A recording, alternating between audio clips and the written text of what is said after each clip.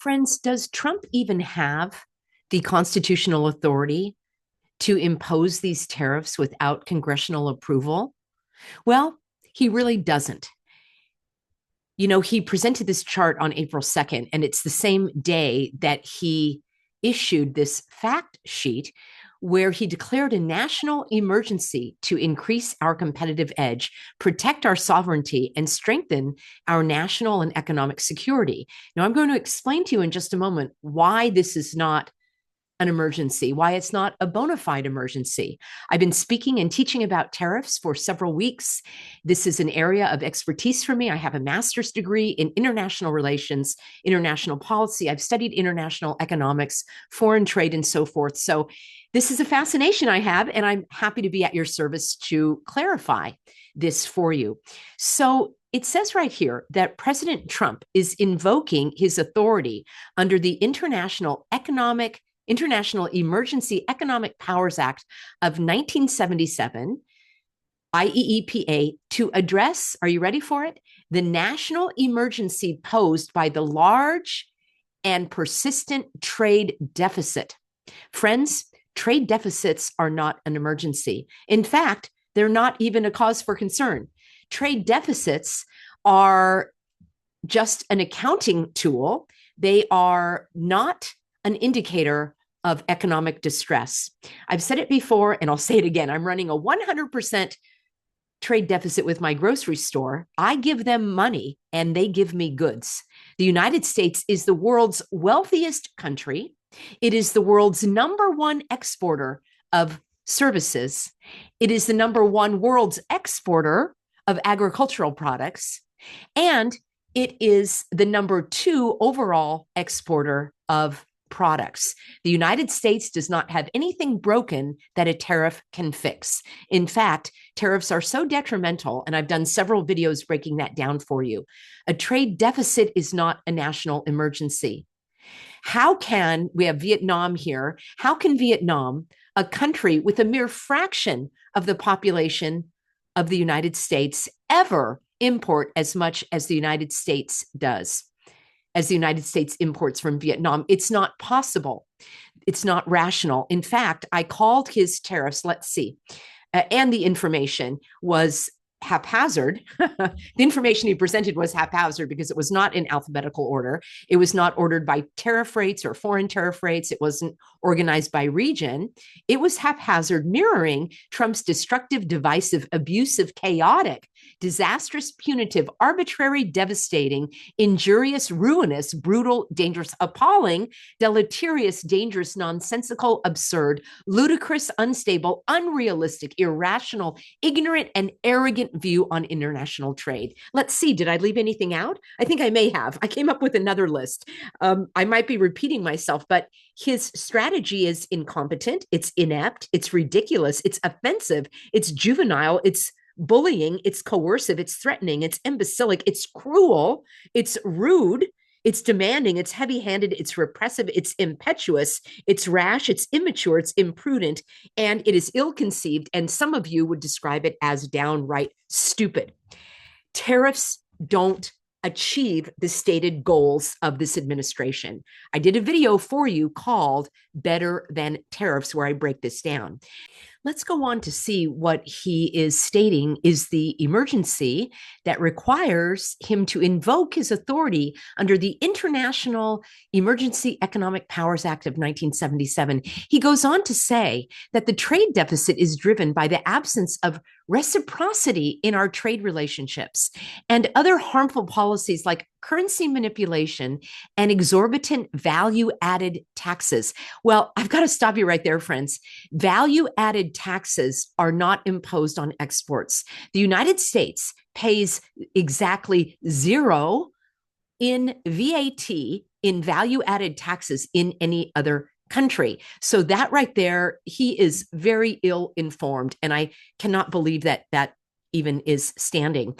In terms of reciprocity in trade relationships, you will need to take a look at some of my other videos where I go into a great deal of detail regarding what we import from certain countries and what we export from. I talk about comparative advantage, whereby the United States is now in a more advanced phase of economic development, meaning the services sector. Yes, we still provide agricultural products. We're the number one exporter in agriculture. And yes, we still have a robust manufacturing sector. Those are the first two phases of countries that are economically developed. And now we are in the services sector, and we have a thriving services sector, and we are the number one exporter in services.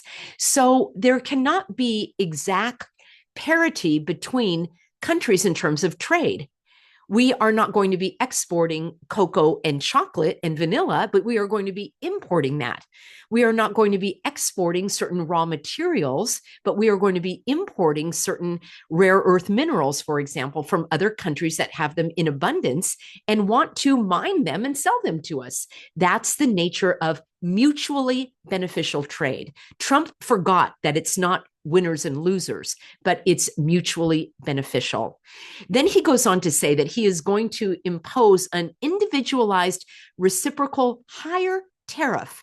When we looked at that chart, and I broke this down for you in a different video, these are not tariff rates at all. This is a very strange calculation based on the trade deficit and other factors that do not rely on the tariffs. I've also explained that these tariffs take many, many months, if not years, to develop agreements upon. So there are already trade agreements in place for every country on this list. You can't just violate these agreements willy-nilly like he has done. If you want to renegotiate the tariffs, then you do it on a country-by-country basis with experts and diplomacy, so that you are working toward reducing the trade barriers, not putting the trade barriers up. He's either getting very poor advice, or he is not listening to those who know more about tariffs than he does. So this announcement of an emergency is really based on fake, phony, and fraudulent information, just like back in 2020. When there was another emergency called under Trump's term that you know and I know was way overblown. The point of this video is to determine whether or not the president even has the authority to issue tariffs, and he doesn't. There is no national emergency posed by trade deficits. By the way, I just did another video for you describing and explaining why the United States has a trade deficit, which has grown over the last few years. And that is because of the number of vaccines that the United States has imported from Switzerland. Switzerland has climbed to become one of the major exporters of products to the United States in terms of pharmaceutical products. Switzerland has 9 million people. The United States has 340 million people.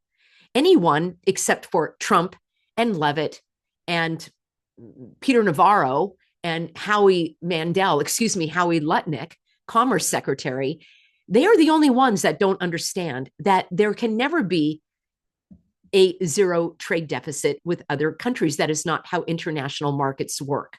So I just wanted to do a very short video that Trump doesn't have the legitimate authority to issue these tariffs.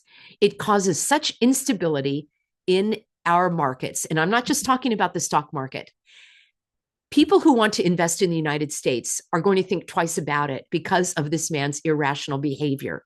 The instability and unpredictability of our country and our economy, these are red flags to investors. And even if someone wanted to invest in this country, banks are not going to loan money in such an unpredictable, chaotic environment. It begs the question, why is Trump doing this? Some would say that he is crashing the economy on purpose. Some would say that he is bombing the international markets, trade markets, so that he can usher in digital currency and, dare I say, usher us into a new world disorder. How do you like them apples? Them are pretty rotten apples. Let me know what you think in a comment below. And be sure to check out my tariffs playlist. I have answered your questions again and again, so I hope you will increase your knowledge I'm making the videos a little shorter so the information is easier to consume and digest and learn from. Thank you, everybody. You can get on my free Substack where I do my written analysis, peggyhall.substack.com, and I look forward to seeing you in an upcoming broadcast.